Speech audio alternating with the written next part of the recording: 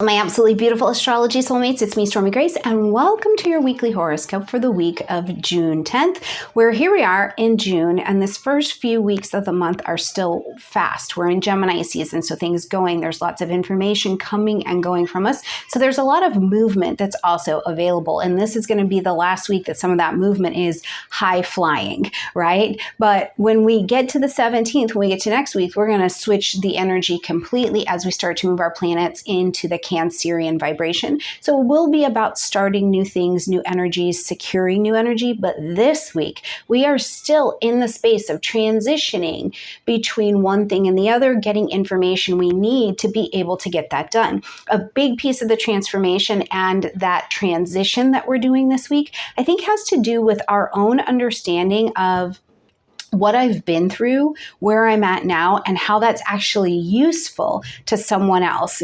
And if I can acknowledge it, a very Gemini quality, right? So if you're looking to see what's coming up in the cosmic space this week, this is the video for you.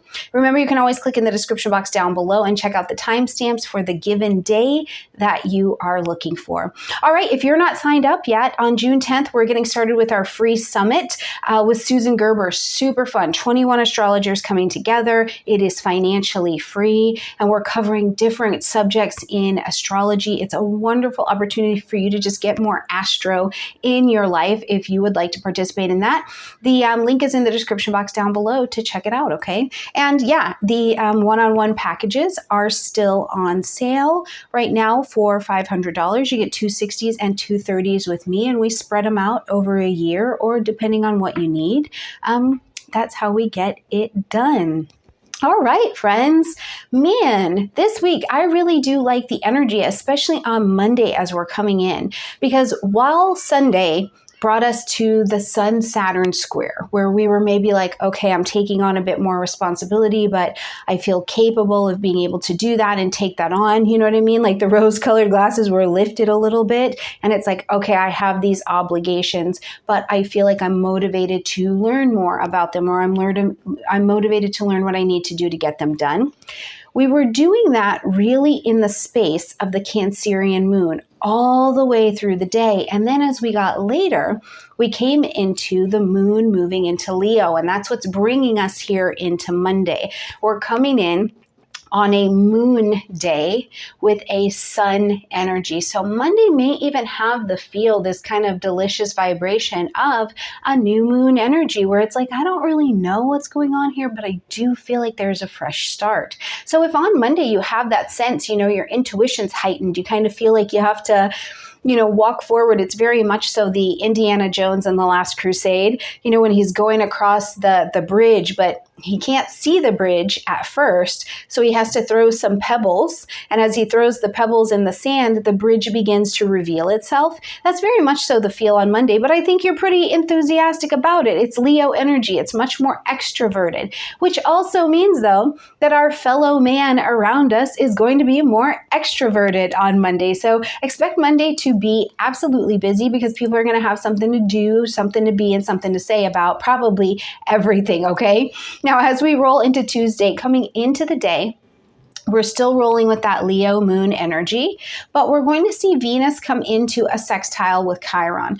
This energy is really about remembering the sweetness that is available in your life that came from or can come from a struggle that you've had in the past, right? It's literally this idea that what you've been through is not a liability in your life anymore. It's an asset. And also where what you've been through in your life, if you can acknowledge it, can also be an asset for someone else, right? If you're like, I was really sick and it was a really painful time in my life, or I really didn't know myself, I really was unclear, Chiron and Aries about my identity, right? Or I was really lonely. I was really by myself. I was doing everything by myself because I thought that's what I had to do.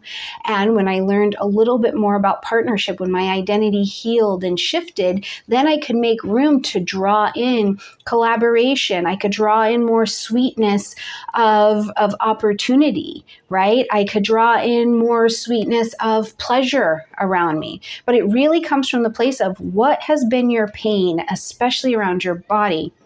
your identity, your heart, where it's like, this is mine. And now it's a little bit more open and you can share that and you can welcome in energy. So see, like I was saying, I think that this week has a lot to do with what can we acknowledge in ourselves. And then we see how it can be useful to us now and also useful to others. Now, we did see this aspect for the sake of pattern tracking. We did see this aspect this year already on March 1st. So go back to your calendars, your journals, your Instagrams, and see what you were getting into. What was your headspace around March 1st? Because there has been some evolution in the time in between there. Now, later in the day, we're going to see Mars and Pluto get into a square with each other. Now, Mars is our action, our energy, and our drive. And our action, our energy, and our drive has moved and shifted into the vibration of Taurus. So it's heavier, it's more steady, it's more sturdy, it's slower to anger or to be impulsive about things, right? But it's squaring against Pluto, which is this bigger energy that is retrograde right now, but it's this energy of transformation and deep diving. Like we're really going deep on something. So as these two pieces of cosmic conspiracy are squaring against each other, one of the first things is you could be really driven to do something. It's a driven energy where you're like, I'm going to do this. I'm going to ground down and I'm going to get this thing done. Because remember, this is a fixed square. So something you're working on has been in place for a while and you might be grounding down against it. Now, where this can be challenging is if you are on the grind, you're hustling, you're grounding down against something that doesn't need to be there anymore, it's really going to be like we have to acknowledge this stubbornness within ourselves where it's like, why am I holding on to this? My spiritual teacher talks about the poop sandwich, okay? And I just think it's really funny because I can identify. She's like, you're walking around with an old idea and let's just call that your poop sandwich. And everybody else can see that it is a poop sandwich. But you're like, no, this is still a great idea. This is the best thing. Even though it stinks, it's got flies, it's not working out. And you're like, this is the golden ticket, right? But everybody around you is like, you seem to be struggling and you stink, And this perception and this idea that this is the only way. And it is not until there's some kind of shift where we kind of have to go to war with ourselves a little bit. And it's like, well, now wait a minute. I can kind of see what other people are saying to me. When I take a deeper dive, I can see that, whoa, this isn't great. I should give up this sandwich, And I don't know why, but that's always painted such a beautiful picture in my head because, this is a fixed square. So something here has been believed, had, possessed for a very, very long time. Now, the other thing that can bring up here on Tuesday, which is a Mars day anyways, is somebody is telling you something and you feel threatened. You feel threatened by it. Now, are you physically threatened? Yeah, sure, maybe. Mars and Pluto can absolutely. We're more mindful of accidents. We're more mindful of violent outbreaks in the world and things like that. But oftentimes what we see here is that something about your ego, your identity, something from your past, even Pluto is retrograde, feels threatened and you kind of want to rise up. Now, Mars in Taurus is chill. It's a little bit more chill, more slow moving, but once provoked, then you wake up a mountain and we have this experience. So a great way to work with this energy is, first of all, do some deep dive, do some investigation. If you get thrown off your game, you feel threatened, something feels heightened, I would encourage you to remember that there are powers greater than you in the world. And so this may not be the day to pick that fight, right? This may not be the day to tell your boss what you think, because that power that is the bossness may be like, oh, okay, well, you don't work here anymore. And can you afford to not work here, right? Things like that. So just think about it, but instead do the deep dive. Like, what is it that's got me feeling so threatened here? What am I afraid of? What am I afraid that I'm going to lose, that I'm not going to get? Why am I afraid that I might have to change in some direction? So again, we're kind of dipping into where you've already been to see how things can go from a liability to an asset. And when you make the change, it's really, really powerful under that energy. Okay, later in the day, we're going to see the moon step into a void, of course, and we get pretty much, most of the day on this. We're going to get several hours of void, of course, energy. So if you get to Tuesday and the bottom just kind of feels like, whoa, energetically it fell out, what happened? It's okay. Rest. The energy is a bit distorted. It's flat. There's nothing to do but finish up things. So I would tell you, when you get to about 2 p.m. Mountain time, rest, relax, chill. And you're going to do that all the way almost until bedtime, because the late in the night, early moving into the next day on Wednesday is when we're going to see the moon move into Virgo. Now, if you have a moon in Virgo, remember this is going to be your lunar return time is coming for the month. So make sure you check out your lunar return. What are the emotional themes that are coming up for you, especially if you feel like you're at a place where you are struggling a lot in your emotional life, or you're trying to gain emotional maturity. Watching your emotional themes for the month and learning to work with them can be really, really helpful. And if you know nothing about your lunar return, check out my lunar return video, or check out my lunar return reports in the description box down below. But for the moon in Virgo's transit for the next 2.5 days for the rest of us for the month, what we've got is an opportunity to look at what you're thinking about a lot. Where are you in analysis paralysis about something? But other things to think about is, where can you get organized? And you can pull a bit of discernment out. Emotionally, we've already taken this deep dive with Mars and Pluto. That's maybe something's got us peaked, or we're really driven by something. What is that? And where can we be discerning about where we're going to put our energy and our emotional attention and focus? Where can we be discerning at an emotional level what actually needs to be talked about and what is just a reaction? Now, the other thing I do really like about Virgo time is that, once a month, every month, when the moon comes here, we have an opportunity to not only get organized, which is something beautiful that Virgo does. So if you need to get organized, you need to actually just take the next 2.5 days, schedule them to finish the laundry. You'll have a lot of support to do that. But also it's about healing and being of service to others. So I really see yet again how this theme of where you've been is actually the medicine for where you are now and where you can help someone else be. You can literally, with your own experience of your life or the things that have been painful, you can avert crisis. You can sometimes avert death for other people, because you're like, there's a way out. There's a different way to do this, which is really just a beautiful thing. Okay. Now, as we do roll into Wednesday, we're going to see here, we've got Mercury in a square to Saturn. Okay. So moon in Virgos, who are already in a very Virgo kind of space. We've got Mercury itself traveling through the energy of Gemini. So it's on fire, it's comfortable, it's ready to go. So Mercury, or Wednesday being a Mercury day anyways, is very mercurial. But now this Mercury running into Saturn is really about not only pulling in information, but it's like whittling down the information you have already gotten this week, or really that you've gotten since the beginning of the month. It's like maybe there's been an option or an opportunity, or you needed to choose something here, or there was, should I go to this school? Should I take this class? Should I move here? Is this the right? Like all of these options and opportunities have presented themselves. And Mercury runs into Saturn, and Saturn goes, hold on, there's limitations. Whittle this down. Which one of these actually can you fulfill the responsibility for? Which one of these actually can you commit to if you take it on long term? So it actually gives a bit of focus here. Now, it can feel like, if you don't like it, if you don't necessarily care for this energy, it can feel like your choices are being limited. But something I try to remind people about is that when your choices are limited, it's because your choices maybe need to be limited at the time so that you can learn to work within the space of where those limited choices are. Because that is the way that we create change and widen the options, okay? So, prime example. Let's say that you're doing something at work, okay, Saturnian, and you have this option or this option, and this is it. But you're looking around and your coworkers have this option, and this option. And it's like, well, how come I don't have those two options? It's like, work right here.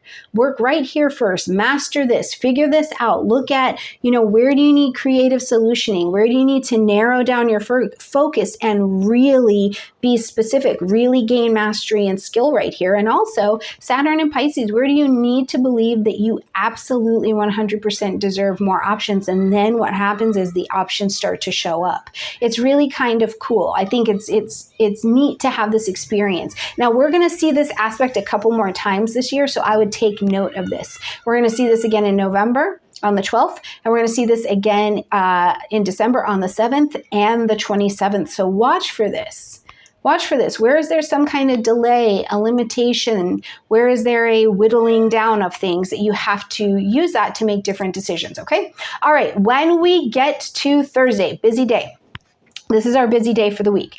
Coming early in the day, we've got the sun in a sextile to Chiron. Love this because this is a place where you're aware. You're like, listen, I've been through some things and I'm still pretty cool, right? It's almost the space where I want to say the integration of who you've been at every stage in every way. There's not only honest acceptance and acknowledgement of this particular energy of the whole journey, but mostly who you are, who your identity has been along the way. But there is a beautiful integration. And by being integrated, it's like, oh my gosh, that is a lot of chutzpah. That is a lot of energy. That is a lot of beauty living inside of one person. The full understanding of your yin and your yang energy fully integrated. I also think it's a precious kind of energy for us because there's a lot of this, I'm working on this, I'm evolving over here, this is still in flux, right? We're always in this state of growth, but here it's like, stand still for a minute. You don't look like what you've been through. Celebrate that. You've been through some things, and even if everything is not on the track you want it to be today, where have you done well? Where have you done well? Beautiful. All right, then later we get into the day and we're going to see that we get Mercury in Cazimi with the sun. So when we're going to see Mercury first come into a sextile with Chiron. So first we're going to have this mercurial conversation as well. And this is the way that you're speaking is healed. The way that you're speaking, you're thinking about yourself, you're communicating about things in your life is healed. Prime example, right? When you talk about that old job, under the Mercury and Chiron sextile, because you're healed in the way that you're speaking and thinking is differently, instead of this being this old, stupid job and they to me, right? Which may all be true, right? There's been a healing there, and you're able to speak about it differently with a lot more clarity. You're speaking about it going, yep, this is the part I played in the drama in my own life, and I'm not doing that anymore, so they're off the hook. I don't have to worry about that anymore, right? There is like this recovery. There is a return to sanity and self around the things that you're dealing with, which is so beautiful. So beautiful, probably because you're integrated. Remember, the sun and Mercury were coming together, okay? End of day, as we're going to end Wednesday, end Thursday, head into Friday, we're going to have the first quarter moon happening at 23 degrees of Virgo. Now, the first quarter moon is when we're in action. This is it. Something that you started September 13th of 2023 at the new moon that happened at 21 degrees of Virgo. So just back up, just 1 year, back up and see what were you starting? What did you plant your seeds of intention about? Where does the Virgo area live in your chart? What house is that? Okay. What did you start? You planted seeds of intention. Even if it wasn't fully clear at that time, it was sort of coming to be. You were staying on a commitment to that. Now you're ready to take a bunch of action. It's like, nope, I'm tearing down this old thing that was here and I'm putting out something new. I'm building towards my future. So action, action, action is on. Now we're also going to see that when we get to March of 2025, you'll get a full moon when we get to March 14th of 2025, where you're going to make a pivot from all the action that you're taking now, and you'll bring this cycle to a close in December of 2025. So what you were working on in your 2.5 year lunar family cycle will be coming to a close. So go back, check it out. Who are you now? Where are you more discerning? And what have you built? Oh, what a beautiful thing to be thinking about. Our lives are just like unfolding like this. Okay, when we get to the 14th, we have a relatively quiet day until we get to early morning, and then we get some busyness. Now, the first thing is we're going to have that Mercury Cazimi that I was very excited about for Thursday, but we're going to have to wait until Friday. So Mercury and the sun come together. And when Mercury and the sun come together into a Cazimi, what happens is it's like this abundant space for new perceptions, new acknowledgement. It's like your eyes get opened in some way. It's you communicate in a different way. You write in a different way. It is a phenomenal time to sign something, something, make a decision, have a powerful conversation, do a presentation. You're so soulfully informed about what is going on. Now, because this is all happening in Gemini energy, one of the things I think you also get the best gift of here under this Cazimi is listening. Gemini is not always the best listener. It's a great communication planet, but it's not at talking, but it's not always the best at listening. That's an evolution for Gemini energy. So listening can be the gift today. Listen to what is around you. Listen to your intuition. Listen to what people are actually saying to you. Like, listen to those words. Listen to new ideas and bring them in. Listen to how you talk. Listen to how you talk to yourself. Listen to your own heartbeat and see how physically the cells in your body have been reworked, healed, and rewired, and you can hear yourself, your physical space, your networks differently. It's a really, really beautiful energy. Now we're going to see it again. We've been here already, but we're going to be here again in August. So this is our little Cazimi to hold us over until the next one.